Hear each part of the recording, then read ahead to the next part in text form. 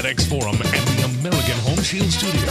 This is The Odds Couple on CrimeCityMedia.com. Handicapping all the football action, here's Rob Fischer and Lang Whitaker.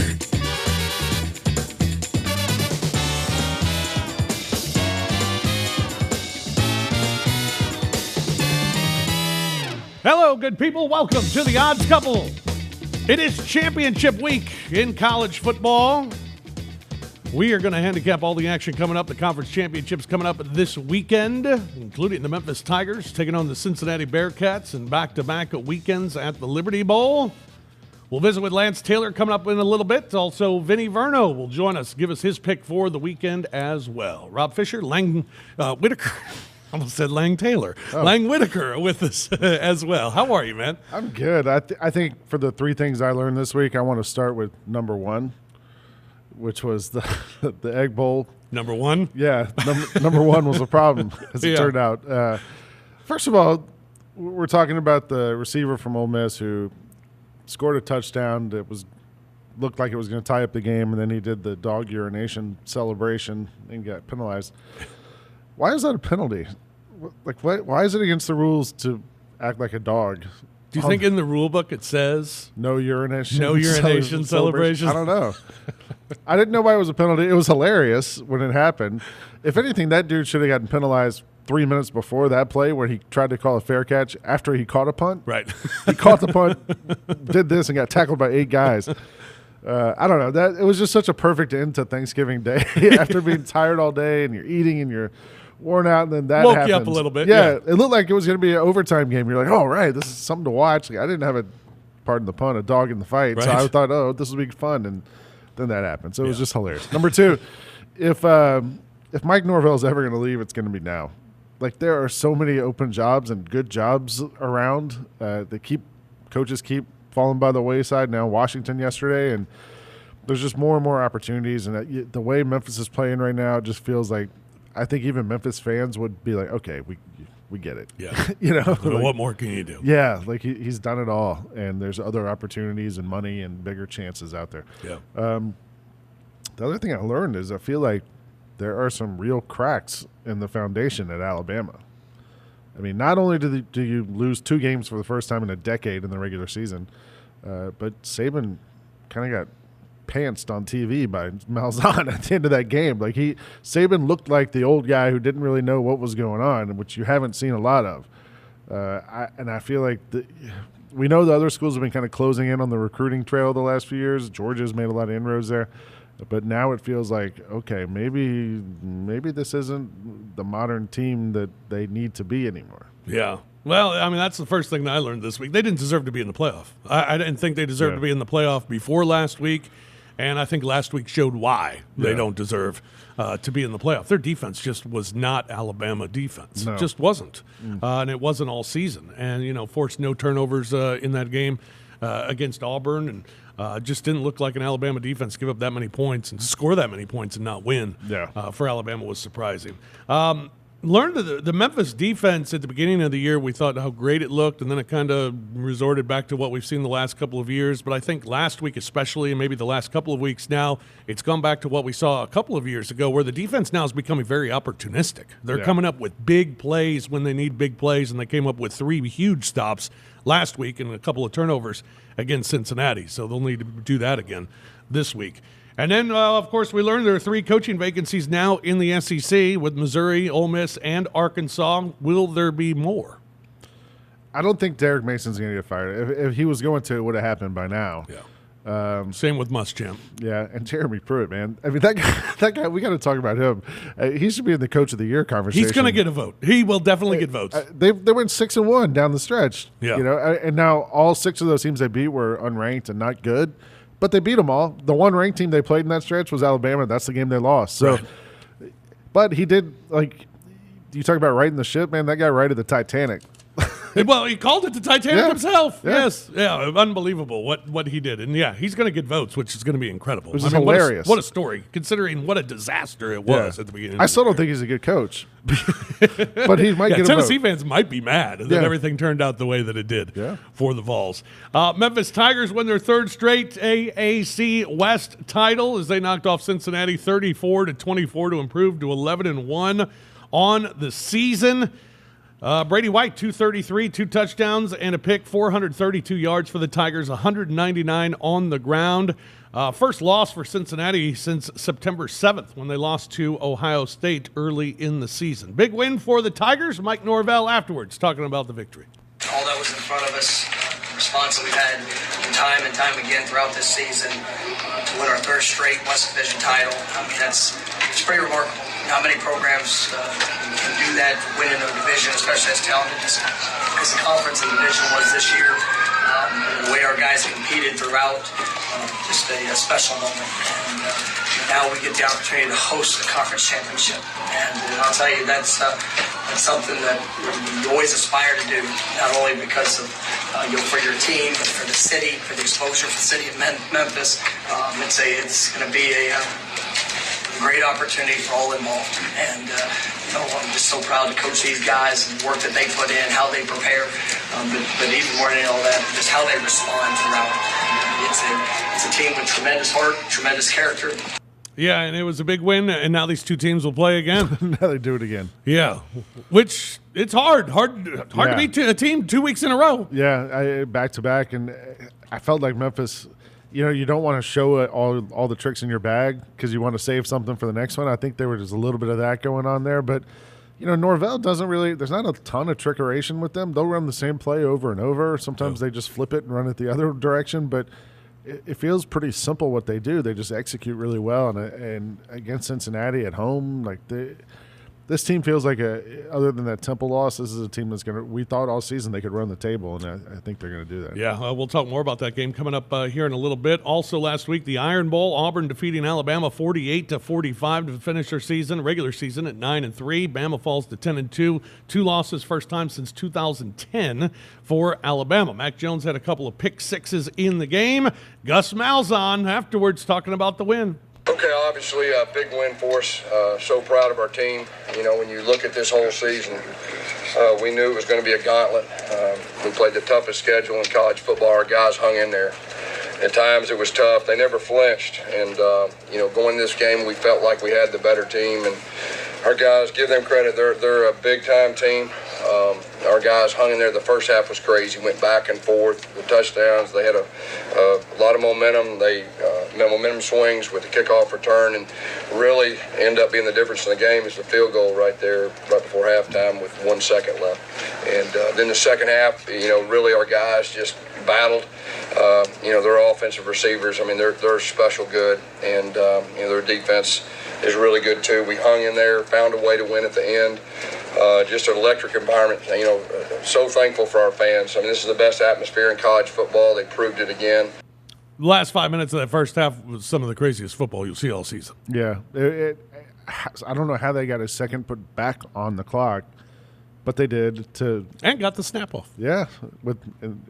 It was almost like an untimed down. Which it was crazy. He mentioned it in that quote there, the kickoff returns, there was so much that happened in that game that you kind of forget that Alabama just didn't look ready and didn't look good enough in a big game, which you rarely see. Yeah, and Auburn looked like the better team. Bo Nix played pretty well for a guy that, you wondered how would he be in his first Iron Bowl against an Alabama team, and did pretty well. The problem now is going to be all those defensive linemen are graduating, so you finally have a great defense there, and the offense wasn't ready, and now the offense is going to be good, but now you're going to have to rebuild the defense. We talked about the Egg Bowl, the urination celebration. Egg on their face bowl, like I said. Egg on their face, yeah. Ole Miss scores in the final seconds, but the penalty, they missed the extra point. Mississippi State wins the game. They improved to 6-6 on the season, and with the victory, they get to their 10th straight bowl game. How about that? First home win against Ole Miss since 2013 for the Bullies as they win at 21-20. There's been a lot of speculation throughout the year about Joe Moorhead and whether he's right for this conference. conference, and whether or not he's an SEC guy or is he a Yankee. He's from Pennsylvania. And should he be continuing to be the head coach of Mississippi State? I assume he's going to be the head coach of Mississippi State, considering nothing has happened yet in Starkville. But after the game, Joe Moorhead, he was talking about the win in the Egg Bowl and also decided to take a couple seconds to talk about his job. I love the way our kids handled adversity. I love the way our coaches fought through adversity. I know there were a lot of ups and downs and a lot of belly aching and a lot of this, that, and the other thing. But just make sure that everybody understands that this is my school, this is my team, this is my program. And if you want to ask, I'm not interested in anybody's validation except for the guys in that locker room. And every single one of them, you come in here and ask who's the right man for the job, they're going to tell you it's me. All right, I promise you that. So I'm not going to get into what we've done the past 2 years and now for being able to get to a bowl. All right, so no one get it twisted. All right, I understand what it means for this program. Okay, and I'm here. And this is my team, this is my school, this is my program. I have to drag my Yankee ass out of here. Questions? He's going to go listen to some Notorious B.I.G. after that. How about that from Joe Moorhead? It's most fired up Joe Moorhead. It's a good thing Matt Luke didn't have that same speech. Cause yeah. I say this from Moorhead. You go look at like the recruiting rankings so far on 24/7. Now kids decommit and on signing day. Yep. He's got a pretty good class coming in. I think he's got a top 20 class. Top 24, top 25 class coming in. So, hey, at least doing well recruiting there. You go ask those guys who lost half the games we played in the locker room, who's the right man for this job. They're going to say that it's Joe Moorhead, all right? Yeah. All right. These guys who lost half their games. With that, we bring in Lance Taylor, host of the Roundtable on WJOX in Birmingham. He's on Twitter at @TheLanceTaylor, and you can check out his picks daily at lanceslock.com. Lance, how are you, man? I am good, man. Getting ready for championship week. I hope you guys had a great Thanksgiving. Yeah, you too. You too. Joe Moorhead had a good Thanksgiving. Got the win, and it looks like he's got his job at Mississippi State. I guess. I don't know what the expectation for Mississippi State is. I kind of expected 6-6, 7-5 this year. I was more disappointed last year with them going 8-5 with that elite defense. I don't know if this is his program, and, I don't know if he got an opportunity to maybe go to Boston College if he would bolt. But, if I'm a Mississippi State fan, I don't know how excited I am about that. Yeah. With the 3 job openings, Arkansas, Ole Miss, Mizzou, how would you rank them as far as attractiveness? Well, a decade ago, I would have said Arkansas was 1. I would have said Missouri 2 and Ole Miss 3. Now I think I would go Ole Miss 1, Missouri 2, and Arkansas 3. But I think we're just in such a here and now with Arkansas, and we just haven't seen them win an SEC game in over 2 years. So it's difficult to not put them at the bottom. I don't think any of these jobs are great, but we've seen Missouri in back-to-back SEC championships. I don't think that'll happen again based on where Georgia and Florida are and the sudden rise of Tennessee. But that's the way I would have it. I'd go Ole Miss, Missouri, Arkansas. 8 starting quarterbacks for the Razorbacks in 2 years. That is a remarkable number. This week we got the SEC championship, LSU and Georgia. LSU 6.5-point favorite. Can Georgia score enough to hang with LSU? It's a big question. No Lawrence Cager, and Pickens is going to be out for the first half. And you look at Jake Fromm. The good news is he hasn't thrown a pick since that October 12th loss to South Carolina. 12 touchdowns and no picks since then. Bad news is the guy can't complete 50% of his passes. But Georgia, this is what do you believe in? Do you believe in defense? Do you believe in offense? And this is an elite offense for LSU. But Georgia, the fact is they've allowed 20 or fewer points in all 12 games this year. They're only allowing 4.1 yards per play. I'm going to lean defense. I'm going to take the points, a slight home crowd advantage to Georgia here. I'll take Georgia plus the 6.5, 7.5, wherever you get it. In the Big Ten this week, Ohio State, 16.5. Seems like a big number, but it was much bigger than that when they faced Wisconsin earlier this year. Who do you like with the Buckeyes and the Badgers?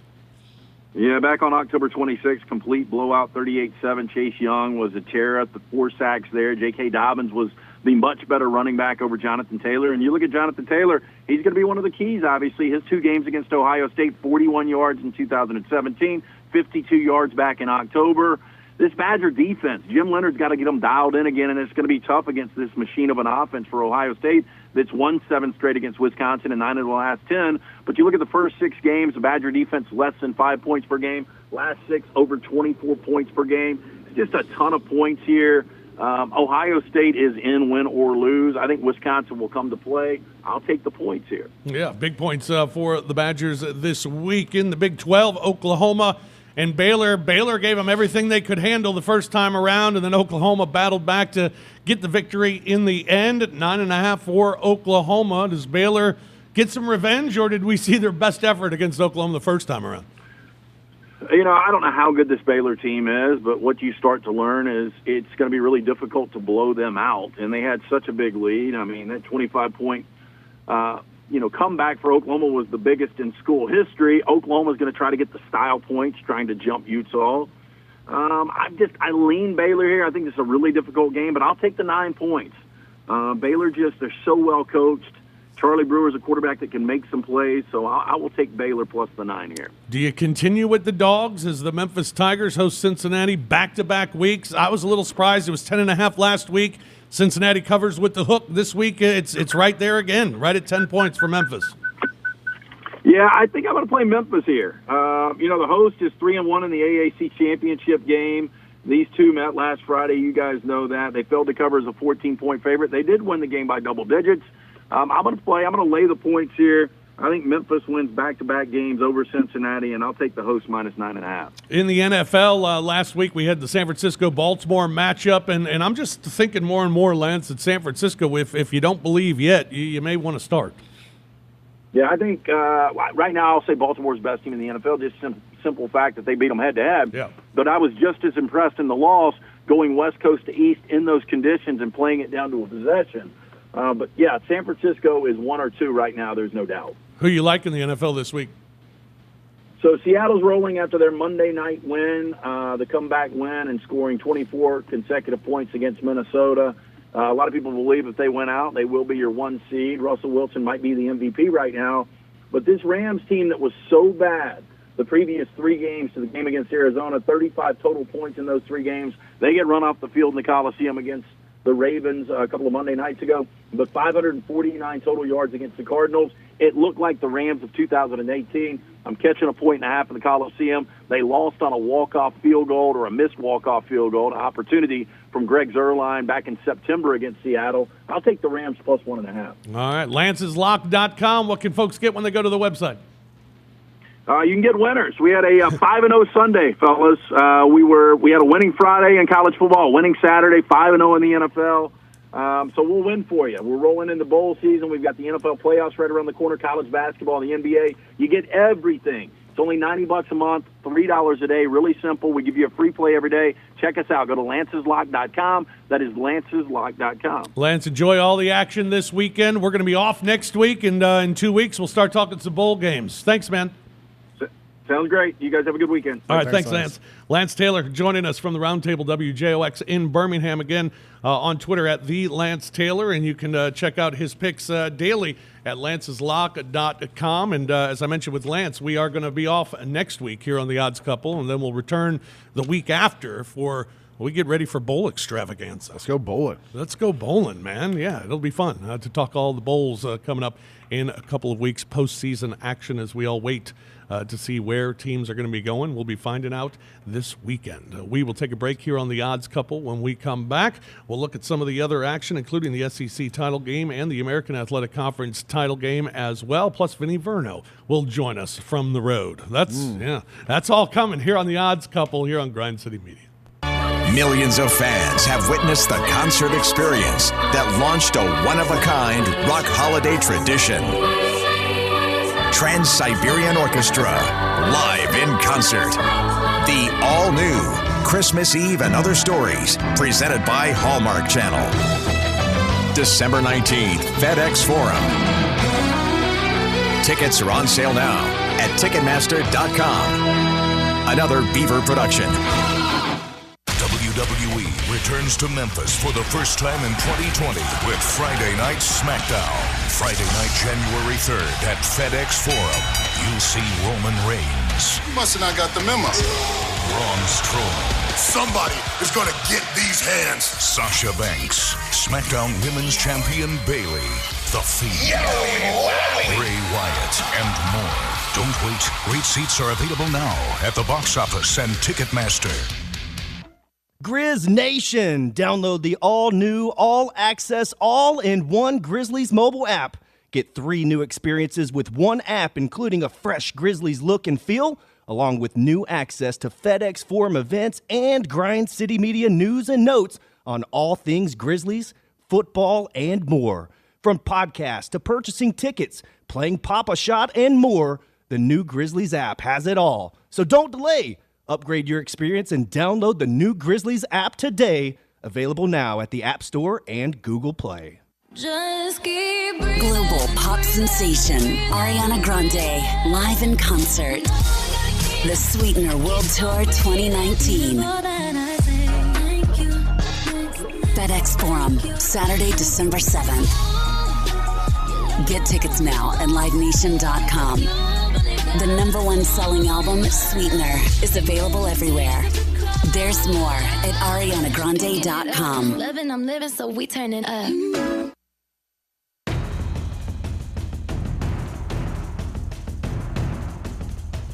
Welcome back to GrindCityMedia.com, live from FedEx Forum and the American Home Shield Studio. Now, here's more of the odds couple, Rob Fischer and Lang Whitaker. The all-new Grizzlies 6-game holiday packs presented by Bass Pro Shops are on sale now. Catch the Lakers, Raptors, Pelicans, and more starting at just $120. Plus, receive a free Jaren Jackson Jr. bobblehead and a $10 gift card to Bass Pro Shops with the purchase of each pack while supplies last. Call 901-888-HOOP or shop online now at Grizzlies.com. Welcome back to the Odds Couple Championship Week this week. Rob Fischer, Lang Whitaker with you. John Roser here as well. SEC Championship this weekend. LSU, 6.5-point favorite, undefeated at 12-0. Take on the Georgia Bulldogs, 11-1. They are winners of the East. The total in this game is 56.5. My biggest question for Georgia is, can you just score enough? I didn't think they were going to score as much as they did against Georgia Tech. I didn't either. Yeah, and they finished with, 52-7. But, look, you're out Larry Cager. Pickens is going to miss half the game because he won the fight against Georgia Tech. Right. We don't know about DeAndre Swift. That's the huge question mark to me. Fromm has not looked good. He's looked so bad the last few weeks that I've read numerous articles in the last week about him coming back to Georgia next year because his draft stock has not been helped by the way he's played. Defensively, Georgia's great. I want them to win. I'm wearing a Georgia shirt. I think that's my favorite team, and I don't think they're going to have a chance against LSU. LSU has been rolling people left and right all season long. Sometimes, it just feels like in sports there's fate involved. Like a team is just fated to do something, and you know it's going to happen. You know they're going to get there. Today, for the first time, I was looking at the bowl projections, and I just hadn't even really paid attention to where the playoff games are. The national championship game is in New Orleans this year. I mean, all setting up. Yeah, it feels pretty. And Orgeron fate. Yeah. Wow. So who knew that would happen? LSU 6.5-point favorite over Georgia. Kirby Smart, head coach of the Georgia Bulldogs, talking about the SEC championship. Well, I'm excited. You earn the opportunity to play in this game.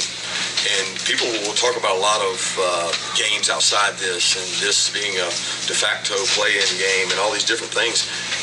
The SEC championship is the greatest environment maybe in all of football, okay? Because you can say the Super Bowl and you can say all this, but there is no greater passion for a game than any place in the country when you talk about LSU and the University of Georgia. Doesn't matter who's playing in the SEC championship. It is, and I've coached in a lot of big games in my lifetime.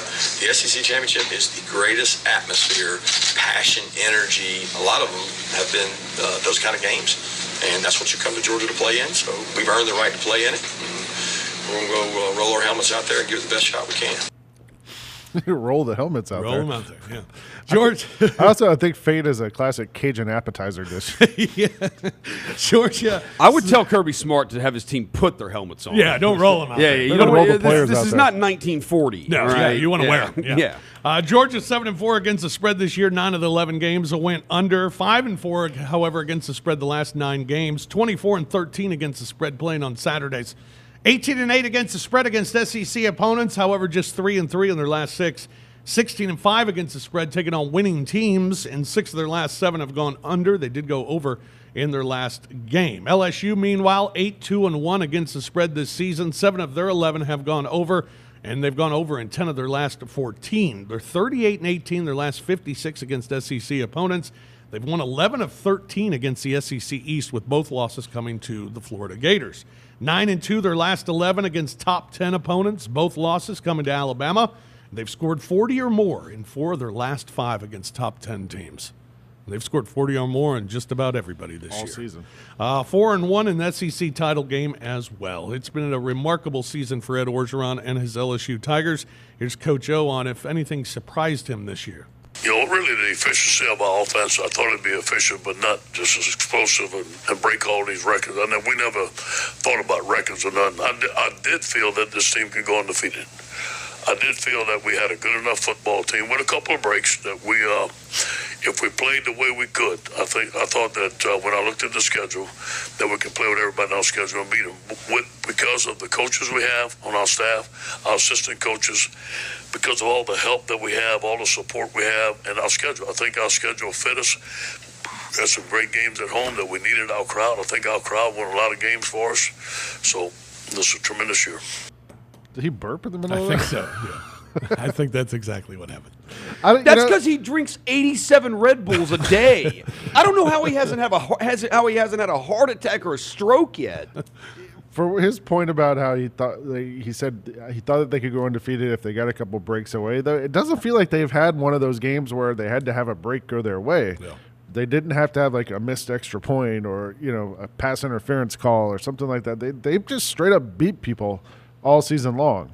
Yeah, I mean, you wonder if someone puts a little adversity on them, a little pressure on them. Maybe they got to play from behind in a fourth quarter. Would things change? Because we haven't seen it. No, and I don't think Georgia's the one who's going to do it to him. Yeah. So, yeah, we'll see. Head-to-head, LSU's won 3 of the last 4 meetings. They're 2-1 in the SEC championship game. 7 of the last 8 meetings have gone over. Meanwhile, Memphis Tigers looking for the American Athletic Conference title. They will host the Cincinnati Bearcats, a 10-point favorite, total at 58.5. Memphis 7-4 against the spread. 7 of 11 games have gone over. They're 11-7 against the number the last 18. 19-38 against the spread as a 3.5 to 10-point favorite, and they have not covered the last 3. They've covered 7 of their last 9 at home, have failed to cover the last 2. 9-3 against the spread at home against American Athletic Conference teams. They have failed to cover the last 2. And 5-20 against top 25 teams, but they have won the last 2. 4-13 against the spread at home as a 7.5 to 10-point favorite as well. But Memphis still has more to play for. Mike Norvell says his team is not done. There's not been a ton of trophies that have been lifted around here. And you know what? Winning the West Division is pretty special. It should be celebrated. To be able to represent our former players, to represent where this program has grown to, the foundation that they that they built and had left for us to be able to achieve the success is, we do want to celebrate it, but we're not done. And I mean, it's not, I don't want to get so focused on just tonight. We did what we were supposed to do, and we came out there and we played to the best of our ability, and it happened to put ourselves in a position to win that game. I want us to continue to grow. I want to see that hunger. I want to see that sense of urgency to improve. There'll be plenty of times. I mean, that trophy will always stay in Memphis. It'll always, we'll always be able to walk around talking about the three-peat of the West Division. But we want to continue to finish the journey, and we want to make sure that these guys go out playing to their best of their ability and accomplishing all that I believe they can. Memphis has won 4 straight against Cincinnati, averaging 40.5 points per game in the matchups. Memphis has lost 4 of the last 6 at home against the Bearcats, but they have won the last 2. But Cincinnati has covered the last 6, played at the Liberty Bowl, trying to make it 7 again this week. I think playing the second time here is going to help Brady White because he's been really good the last month and a half, 2 months, but he did not have a huge game this last week against Cincinnati. How much does it help Ben Bryant, the quarterback for Cincinnati? He looked pretty good last week. Is he going to play or is it going to be Ritter? Here's the why would you play Ritter? He can't throw the ball. Yeah, Ben Bryant was pretty good last week. This kid can throw the ball. Yeah. Really throw it. You know who else can? Brady White. He can at times. He had 15 completions last week. There's a higher ceiling for him out there. Yeah. And they still scored 34 points. Yeah. Are they going to be able to get a special teams touchdown like they did to open the game? Probably. Yeah. I mean, it's possible. They return a ton of them. Yeah. And, Memphis is the team. unlike LSU, Memphis has gotten some breaks this year a lot. to go their way. And they'll need them again this week as they take on Cincinnati. It's that time of week again where we are just pleased and thrilled and blessed to have Vinnie Verno join us, and he joins us on the phone here this afternoon. Vinnie Verno, where are you, man? Unfortunately, I'm actually at my mother's house. I'm having to stay over here because of last week's pick. And one of them, the one that really ruined the parlay, and I apologize for this. I want to apologize to all of you listeners. Had I known that a guy was going to act like he was pissing on the field, I would not have picked Ole Miss. But the guy did act like he was urinating on the field. Everybody's got fired, and they lost the game. I went from a win to a loss because a guy raised his friggin' leg in the end zone and acted like he was peeing on the field. But I'm going to let that go because we turn around, and this week I have a mortal lock. I have a massacre. I have a bloodbath.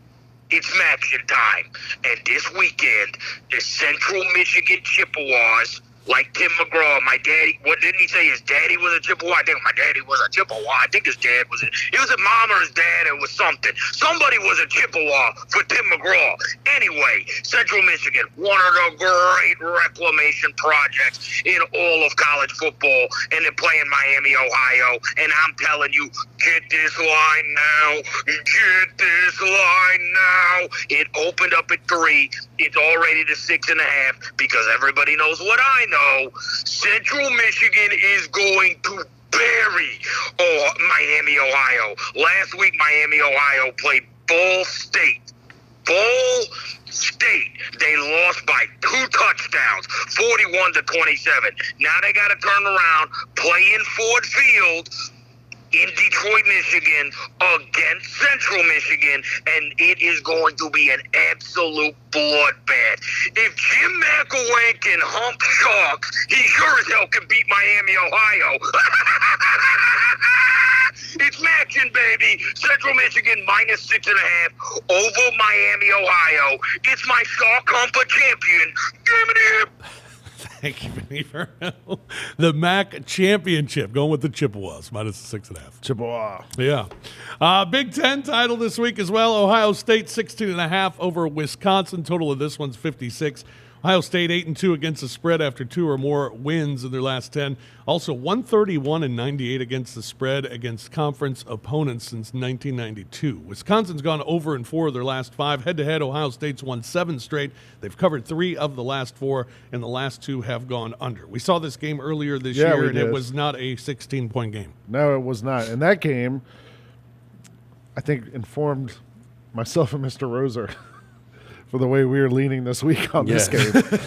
I think if you had to say, what is your best bet this weekend, which we'll get to in the next segment, but feel like we've seen this game before. Last time they played was 38-7. And it was like in rainy conditions, which is perfect for Wisconsin.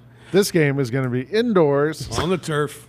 I mean, and I don't know if you watched Ohio State's speed last weekend. How about watched it all season? Or all season. But, like, Michigan's the team they played that has, like, the best athletes that could be at their level, and they were just so much faster than them.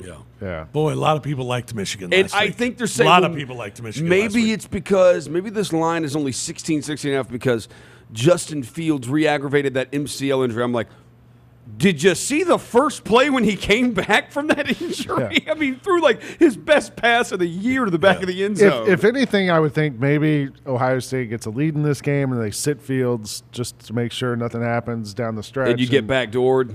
Yeah. But that could be it, That's the only thing I could come up with because otherwise Rose and I were trying to figure out where we can rent a van from to drive to Tunica. What I think full of money. Minus 8.5 in the first half. I mean, good grief. Yeah, I think you know where we're all going to be going with that one. We'll have our picks, make it official. Coming up in our next segment, we'll look at a couple of the other championship games as well as the odds couple rolls on here on Grind City Media. The voice, the hits, the tour. The wait is over. Celine Dion, Courage World Tour. February 9th, FedEx Forum. The first North American tour in over a decade. Reserve seats on sale now at Ticketmaster.com. Celine Dion. Produced by Concerts West. Get tickets now. Having sold more than 100 million records worldwide, the iconic Cher returns. Here We Go Again Tour 2020, performing hits spanning her entire career. FedEx Forum, March 16th. Featuring special guests Nile Rodgers and Chic. Get tickets now at LiveNation.com. For more, visit Cher.com. Grizz Nation, all new 10, 22, and flex packs for the Grizzlies 2019-2020 season are on sale now. Save big on single game prices and guarantee your seats to the best games and promotions for the upcoming year, including the Lakers, Warriors, and more. Choose from half season, weekend, and big game plans, plus enjoy extended payment options, all starting at $12 per game. Get your new pack today and call 901-888-HOOP or shop at Grizzlies.com. Art, sound, and sensory overload. Tool live. Friday, January 31st, FedEx Forum. The new album, Fear Inoculum, out now. Tool. Get your tickets on sale now at LiveNation.com. Tool, presented by Live Nation. Welcome back to The Odds Couple on GrindCityMedia.com. Live from FedEx Forum and the American Home Shield Studio. Here's The Odds Couple, Rob Fischer and Lang Whitaker. Hey, Grizz Nation, tip off the new year at the Grizz Bash, a Grizz-style game night featuring cocktails, games, and more. Thursday, January 9th at FedEx Forum. Battle Jaren Jackson Jr. in the ping pong tournament. Sink a putt with John Moran or just enjoy all the festivities, including live music, great food, and drinks. Plus, participate in other classic games with Grizzlies players like Mario Kart, Cornhole, and more. Classic games. It's game on as you sip and play your way around FedEx Forum. Tickets start at $75, and all the proceeds support the life-saving work at St. Jude Children's Research Hospital. For more details, visit Grizzlies.com today. Welcome back to The Odds Couple. Rob Fischer, Lang Whitaker with you. John Roser here as well. It is championship week in college football, including the ACC title game. And boy, what a line this one is. Clemson 28.5 against Virginia, with the total at 53.5. Virginia with the big win over Virginia Tech last week. Clemson with the big win over South Carolina last week, 38-3 to win their 27th straight game. 27 straight for Clemson. Everybody hates them, though. But Dabo knows it was important that they had to beat the Gamecocks. How important is this game? It's huge. I mean, it's huge from a national standpoint because obviously if we lose this game, they're gonna kick us out. They don't want us in there anyway. We'd drop to 20. Georgia loses to this very same team, and the very next day it's how do we keep Georgia in it? We'd win to the team that beat South Carolina, and how do we get Clemson out? It's the dadgummest thing. So it's big because, they can't vote us out. We gotta go under. We gotta go 30-0. We ain't got no choice because we don't play nobody. So, it's big from a national standpoint, but it's huge for this state. Dabo doing his best John Calipari impression. He was right, though, when he said, because we don't play nobody, because they don't play anybody. No, they don't. Yeah. They don't play anybody. I just brought it up. I was curious. Next year, they're out of conference schedule. They have South Carolina, the Citadel, Akron, and Notre Dame. So that's like Notre Dame's ranked. I guess that'll be a good game. But they can play. Notre Dame is a team. They're at least a team. That's a ranked team. It's better. In their conference schedule, though, no fault of theirs. Their conference is bad. Yeah.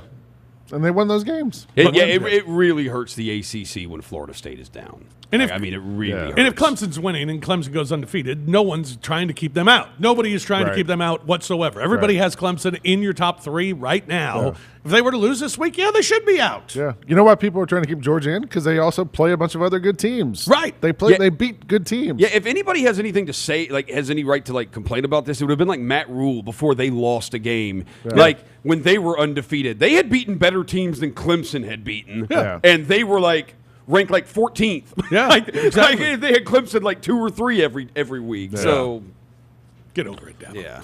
I don't know how long he can keep doing this. I don't know how long his players will keep buying this, playing the underdog. That's the beauty of it. He gets new players. He does get new players. Yeah. New NFL players. Yeah. Clemson 6-1 against the spread their last 7, 25-12 against the spread as a favorite, 7-1 against the spread against the ACC, and 12-3 against the spread against winning teams. Virginia's gone over in 5 of their last 6. Head-to-head, Clemson's won 3 straight, but these teams haven't played since 2013. Clemson 38-8-1 all time against Virginia. A couple of other ones. Big 12 title, Oklahoma 9.5 over Baylor. Total at 62.5 on that one. Baylor 5-1 against the spread in their last 6. Oklahoma's won 5 straight against the Bears. Head-to-head, Baylor's covered 6 of the last 7 against Oklahoma. 2 of the last 3 have gone over. And the Pac-12 title, Utah, 6.5-point favorite over Oregon with the total at 48. That game is Friday.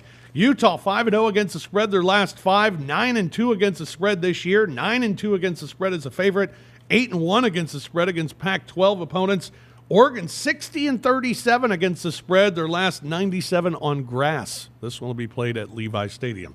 Head-to-head, the last 2 have gone over. 6 of the last 7 have gone over. Oregon has won 8 of the last 11. However, Utah did win the last one. It's time now for our picks for this weekend, and we'll start with Fish's 5 this week. As we look at these conference championship games, I'm going with Utah minus the 6.5. They're going to have an argument now to play in the college football playoff. I'm going with LSU over Georgia. I just don't know how Georgia's going to be able to score enough points to be in that game with LSU. I like Baylor plus the 9.5. I think Coach Rule's fantastic. They were great against Oklahoma the first time around in the first half. They were awful in the second half, but I think they keep it close at least against Oklahoma. I think Oklahoma wins, but I'll go with Baylor to cover. I'm taking Clemson minus 28.5 because poor Clemson. If they don't win by 28.5, everybody's going to try and keep them out. We want them out of there. Yeah, they'll try and keep them out. And I'll go with Ohio State. I think the easiest pick of the week, 16.5 over Wisconsin. I'm with you on most of those. The only difference we had was you got Cincinnati. I'm going with Memphis. I just feel like Brady White is going to have a bigger game than he had. And, you give Norvell a second crack at a team a week after they played before. I'm going with the Tigers. The other difference is that Oklahoma-Baylor game. Last week I talked about how Oklahoma's defense has not been good to me this year, and I received several messages from Oklahoma fans who disagreed with my take on that. But one note I got, as you mentioned, that Baylor game, second half Baylor against Oklahoma had 0 points and 100 total yards. Rosa, you might need to look at these Oklahoma second half stats. Against TCU, second half, Oklahoma allowed 7 points, 89 yards allowed. Against Oklahoma State, 3 points, 150 yards allowed. So I said, so they're just bad in the first half? But they're big good in the second half, and Baylor doesn't really do anything for me, and I think Oklahoma is going to cover. Yeah, I'm taking Cincinnati to cover the 10 just because of the rematch. I think Ben Bryant, I'd be surprised if he doesn't play for Cincinnati, and I think he'll be a little more comfortable. And, it's going to be a chess match. It was a chess match in the second half for the Tigers in Cincinnati, and I think it will be, again, I think it'll be a tight game. Luke Fickell's a good coach. They had a great season, their first loss since early September when they lost to Ohio State. And that's their only loss this season. So I like the Bearcats to cover the 10. I think it's going to be a great game at the Liberty Bowl on Saturday. Who are you liking in the NFL this week? I mean, nobody really, but Baltimore just keeps rolling. Yeah. And I think they've covered 6 weeks in a row now. So they didn't cover last week. No, they didn't. All right. And the under hit, Lang. Who'd they play last week? 49ers. They didn't cover. They got up to. They were favored by 4. They got up to 6. They only won by 3. What shirt are you wearing? Out of my face. Yeah. Baltimore. I ain't scared of that team.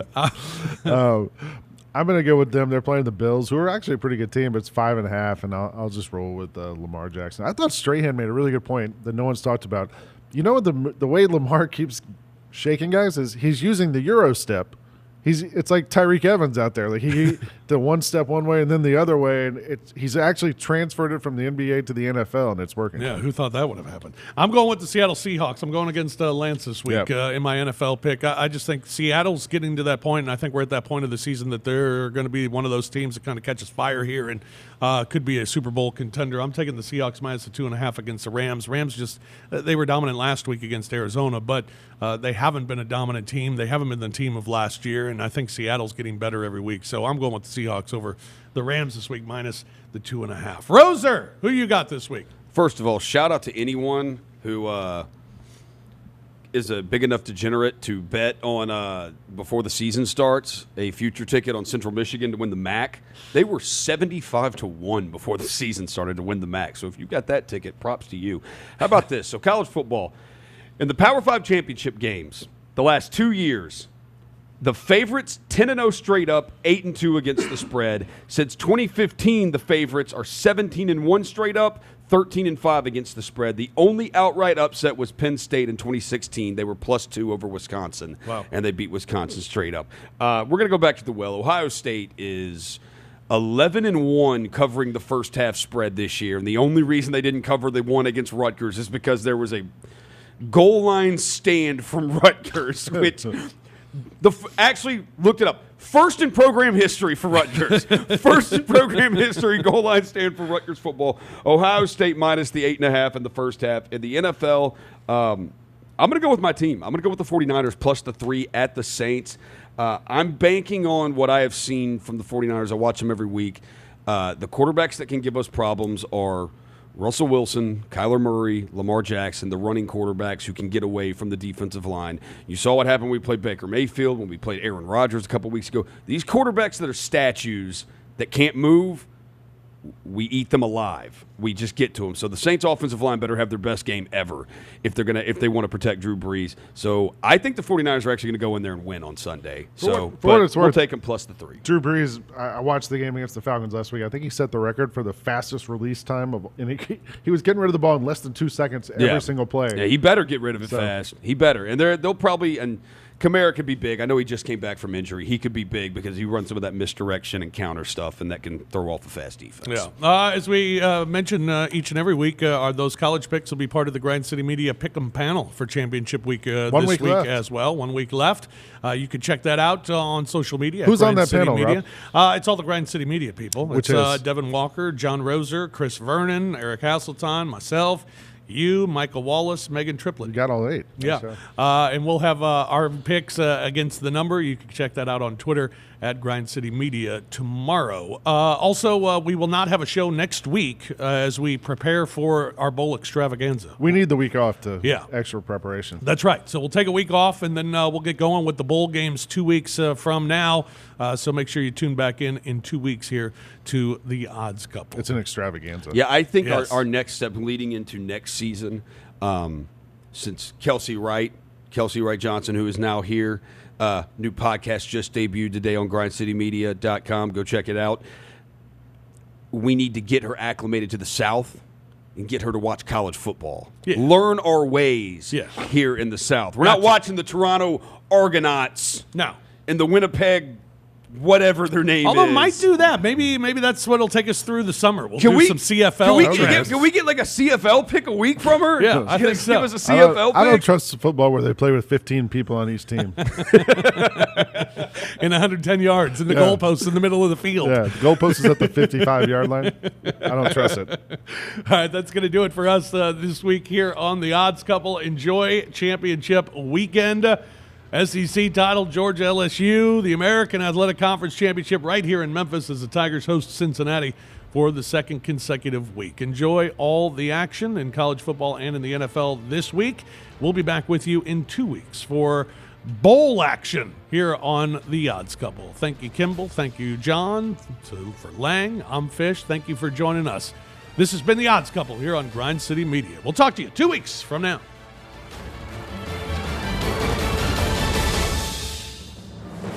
Been listening to The Odds Couple from the American Home Shield Studio on grindcitymedia.com. Tune in next week for more football handicapping with Rob Fisher and Lang Whitaker.